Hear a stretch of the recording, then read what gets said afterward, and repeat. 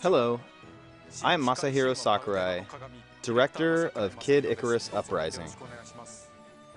This may be a bit sudden, but I'd like to start by introducing the game's multiplayer modes. First we have Light vs. Dark, a 3 vs. 3 battle. When a team's life gauge is depleted, a powerful angel appears.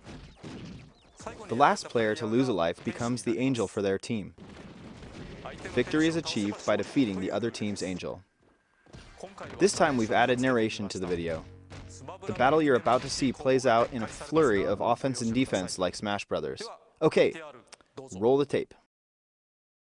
Let's introduce the teams in today's Light vs. Dark match. The Light team features Beam Claws, Fairy Orbitars, and a Twin Bellows Cannon. And the opposing Dark team comes with an Insight Staff, Black Club, and Bowl Arm. Okay, there's our mystery bonus. And ready? Go! From the get-go, we see a Mega Laser power activated. Both teams are now on the move. Notice the square cursor displayed on enemies? That indicates an enemy is within firing range. Here we see Black Club riding grind rails and firing giant steel balls. Both are unique to this map. It looks like Beam Claws is trying to get in close on the Bowl Arm. These particular Beam Claws have paralysis properties. And the Black Club has been turned to stone, but he takes advantage of the chaos and defeats Beam Claws. When you're defeated, the team's health diminishes according to the value of your weapon. Activating super speed, Fairy Orbitars quickly advances on the opponent.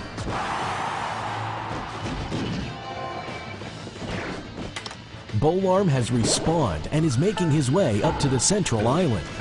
Twin Bellows Cannon sees an opportunity to attack. We see him knock his opponent off the edge with authority for an easy defeat.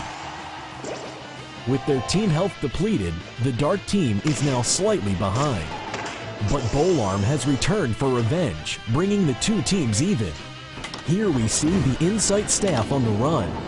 Beam Claws takes note and pursues. Beam Claws can't find him, and there he goes. He's left the scene. It is definitely in the Insight Staff's best interest to get distance on opponents. But Beam Claws takes advantage of excellent foot speed to close the gap. An opponent on a grind rail is an easy target. When your team's health is exhausted, your team angel appears. The team who defeats the opponent's angel wins. Beam Claws has been inflicted with darkness. He's temporarily blinded. He's activated a super speed power to escape the darkness.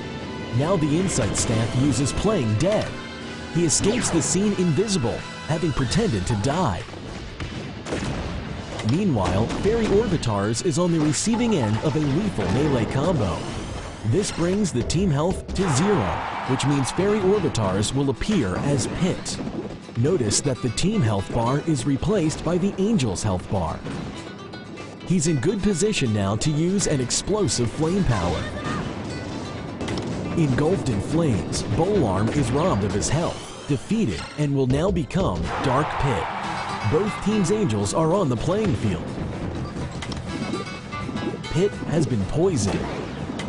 Both teams are trying to protect their own angel while defeating the opponents.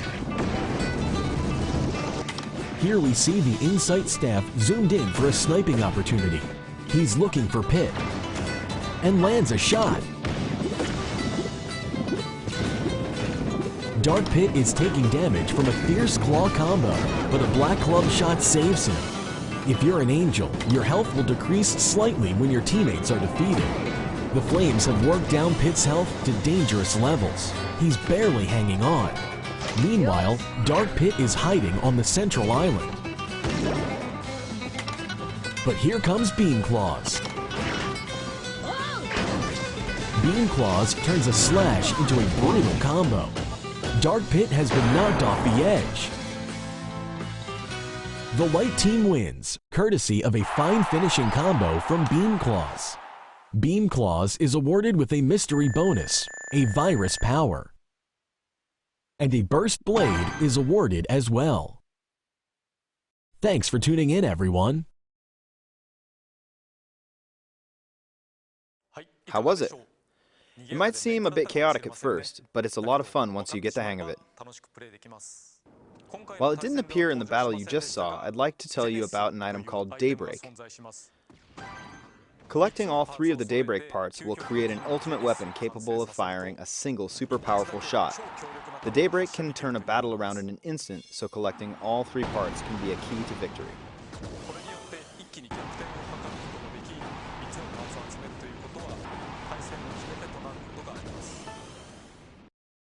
Multiplayer mode can also be played over the internet.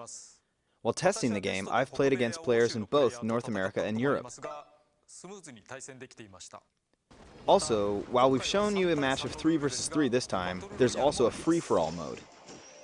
The 3 elements that decide victory in this game are weapons, powers, and items.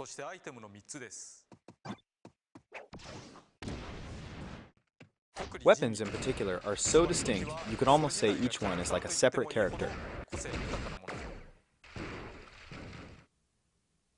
Not only is there a wide variety of weapons, but each one has its own unique strength and skills. In other words, its own set of unique abilities. For example, some have powerful forward dash attacks, while others have excellent homing ability. Each one is unique. You'll want to think carefully about which weapon will best help you outwit your enemies. Each weapon also has a particular value. The stronger the weapon, the higher its value. In multiplayer, the value of your weapon determines how much your team health gauge drops when you're defeated, so more powerful weapons aren't always the best choice. However, in single player, it is best to use a powerful weapon.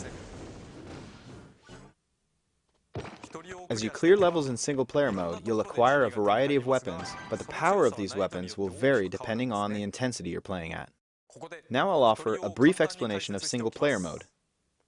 While Pit is an angel who can't fly, the power of flight grants him the ability for 5 minutes as he heads towards his next battleground. These are air battles. After that, he lands on the ground and heads towards the boss. These areas are land battles. Then comes the boss battle, when you take on the boss. These 3 battles combine to make a single chapter. Next, the Fiends' cauldron is an extremely important element in Icarus Uprising. Here, I'll play the game to show you. When you start a chapter, the more hearts, which function like currency, that you pile on, the more the intensity will rise. As it goes up, so does the intensity of your enemies, but also the rewards you can earn. For example, this is Intensity 2.0. It's pretty laid back. You can defeat enemies one after another as they appear.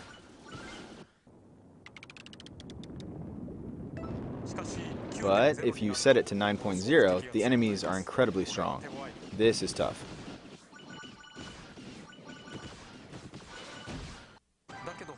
As you raise the intensity, the items you receive will be that much better.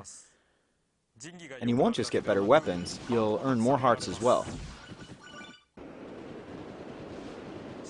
But if you lose all your health, the Fiend's cauldron tips over and some of your hearts will spill out. If you choose to continue, the intensity level will automatically decrease, so you'll be able to clear the chapter if you keep at it. But the strength of the weapons you earned will drop, and you'll also lose whatever hearts you wagered. In other words, while you want to avoid tipping over the Fiend's cauldron, it's best to clear chapters at the highest intensity that you can manage.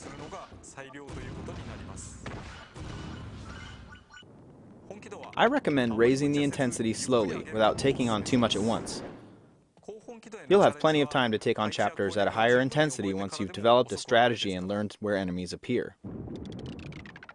Additionally, you can lower the intensity as well. At 0.0, you're basically invincible, but you have to pay hearts.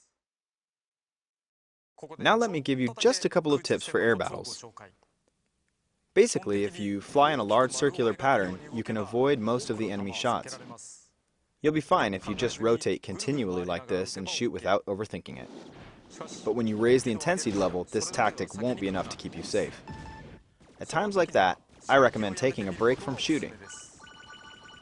When you're shooting, most weapons slow you down by about 75%. So there are times when it may be better not to shoot. There are some weapons, like claws, which are naturally faster, and orbitars that don't slow you down. Using a club is another option.